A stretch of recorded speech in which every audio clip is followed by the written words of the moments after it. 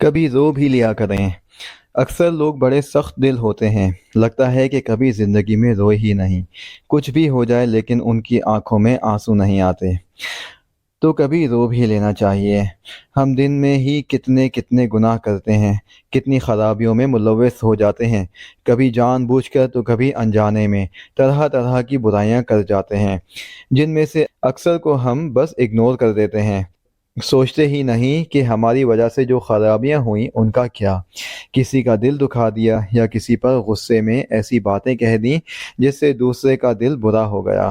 یا پھر چھپ کر کوئی ایسے گناہ کر دیے جو ویسے تو کسی نے نہیں دیکھے لیکن یہ بھول گئے کہ اللہ تو دیکھ ہی رہا ہوتا ہے نا۔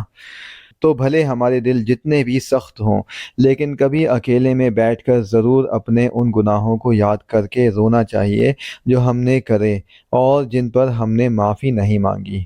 اگر ان کا تعلق حقوق العباد یعنی لوگوں سے ہے، کہ اگر لوگوں کے ساتھ کچھ برا کرا ہو تو ان سے رو رو کر معافی مانگیں۔ ہاں یہ مشکل ضرور ہے، لیکن اپنے کیے کی سزا تو بھگتنی ہوگی۔ تو کیا یہ بہتر نہیں ہوگا کہ بجائے اس کے کہ روز آخرت میں ہم سے ان گناہوں کا بدلہ لیا جائے، ہم اس دنیا میں ہی جلد سے جلد ان لوگوں سے معافی مانگ لیں، اور بھلے رو سکتے ہیں تو رو بھی لیں کہ دوسرا ہمیں معاف کر دے۔ رہی بات ان گناہوں کی جو صرف ہمارے اور اللہ کے درمیان ہیں، تو ان پر بھی اللہ کے سامنے ہمیں خوب زیادہ سے زیادہ رو رو کر معافی مانگنی چاہیے، کہ اللہ معاف کرنے والوں کو پسند کرتے ہیں، اور اللہ کو اچھا لگتا ہے کہ میرا بندہ مجھ سے معافی مانگ رہا ہے اور وہ لوٹ آیا ہے۔ قرآن کی سورہ زمر کی آیت 53 میں اللہ کا کلام ہے کہ قُلْ يَا عِبَادِيَ الَّذِينَ أَسْرَفُوا عَلَىٰ أَنفُسِهِمْ لَا تَقْنَطُوا مِن رَحْمَةِ اللَّهِ إِنَّ اللَّهَ يَغْفِرُ الذُّنُوبَ جَمِيعًا إِنَّهُ هُوَ الْغَفُورُ الرَّحِيمُ، جس کا ترجمہ مفہوم یہ ہے کہ کہہ دو کہ اے میرے بندو جنہوں نے اپنی جانوں پر ظلم و زیادتی کی ہے، اللہ کی رحمت سے مایوس نہ ہو جاؤ، یقیناً اللہ تمام ہی گناہ معاف فرما دیتا ہے، بے شک وہ بہت بخشنے والا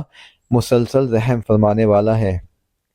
تو بس زیادہ سے زیادہ روئیں، اللہ تو اللہ ہے، اللہ سے زیادہ کوئی پیار کر ہی نہیں سکتا۔ تو جب سچے دل سے ان سے معافی مانگیں گے اور توبہ کریں گے تو وہ کیوں معاف نہیں کریں گے؟ گناہ کرتے ہوئے جب اللہ یاد نہ آیا تو بعد میں جب بھی ہوش آئے تب تو رو کر معافی مانگ لینی چاہیے نا۔ اے اللہ، شیطان نے مجھے بھٹکا دیا تھا، مجھ سے یہ اور ایسے ایسے گناہ کرا دیے، لیکن یا اللہ میں شرمندہ ہوں، میں آپ کے سوا اور جاؤں بھی تو کس کے پاس جاؤں، کہ گناہ تو آپ ہی معاف کرنے والے ہیں، تو یا اللہ بس مجھے معاف کر دیں۔ جیسا کہ سورہ آل عمران کی آیت 135 میں اللہ کہتے ہیں کہ والذین اذا فعلوا فاحشہ او ظلموا انفسهم ذکروا اللہ فاستغفروا لذنوبهم ومن یغفر الذنوب الا اللہ ولم یصروا علی ما فعلوا وهم یعلمون، جس کا ترجمہ مفہوم یوں ہے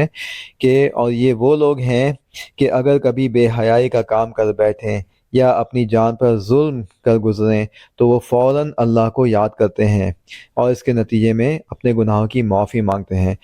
اور اللہ کے سوا کون گناہوں کو معاف کر سکتا ہے، اور وہ اپنے کیے پر اتراتے نہیں ہیں۔ تو جب اپنے ماں باپ سے یا بہن بھائی یا دوستوں سے بات منوانی ہوتی ہے تو ہم کیا کچھ کرتے ہیں، کس طرح سے رو رو کر اپنے آپ کو سیڈ دکھا کر اور معصومانہ طریقے سے اپنے کام نکلوا لیتے ہیں۔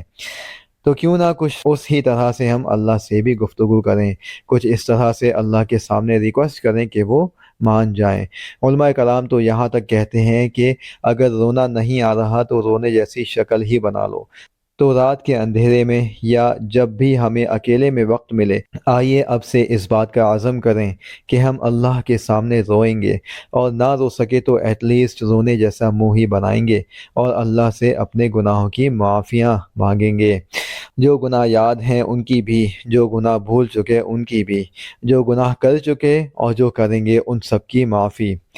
میرے لیے بھی دعا کریے گا کہ اللہ میرے بھی گناہوں سے مجھے معاف کر دیں اور مجھے اچھا مسلمان بنائیں اور مجھے اس حال میں موت عطا فرمائیں کہ اللہ مجھ سے راضی ہوں، آمین۔